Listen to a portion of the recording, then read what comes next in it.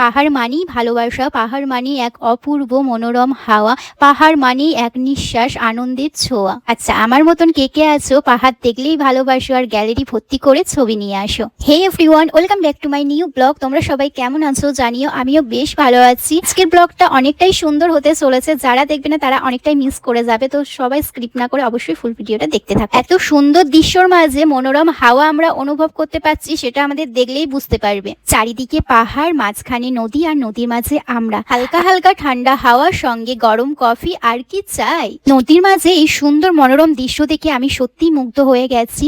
কিছু দূর এসেই দেখছি কত রকমের এখানে দোকান আছে, শাড়ি, জামা কাপড়, খাওয়া দাওয়া সব রকমের। এই যে বোট হাউসের মধ্যে সবকিছুই আছে নদীর মাঝখানে।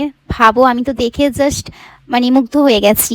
তারপরে আমরা পৌঁছে গেলাম সন্ধ্যের দিকে বোট হাউসে। আজকে আমরা বোট হাউসে থাকবো বলে একটু এক্সাইটেড ছিলাম। ফাইনালি আমরা বোট হাউসে চলে এসেছি, আর আমাদের রুমটা তোমাদের দেখাবো নেক্সট ব্লগে, সেকেন্ড ব্লগ আসতে চলেছে ধামাকা। তারপর এই যে যত ইগনোর করে চলি তাও আমাদের এরা পিছন ছাড়বে না। এই যে দেখতে পাচ্ছ মেয়েদের যেগুলো পছন্দের জিনিস সেইগুলোই আমাদের চোখের সামনে শুধু চলে আসে। মন চাই না, তাই বাধ্য হয়ে আমাদের নিতেই হয়, আর বরদের পকেট খালি করতেই হয়।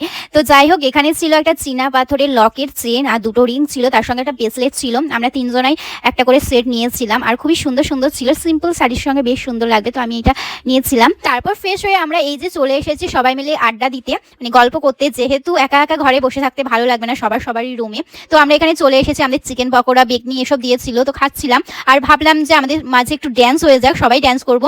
কেউ ড্যান্স করছিল, আবার কেউ করছিল না, মাঝখানে আমিও থেমে গেছিলাম। তাই ভাবলাম যে না, সবাই মিলে ড্যান্স করবো যেমনই হোক না। তো আমরা প্রচুর এনজয় করেছি আজকের ব্লগটা এই পর্যন্তই। তোমাদের কেমন লাগলো জানিও। নেক্সট ব্লগে দেখা হচ্ছে। Tata, bye bye.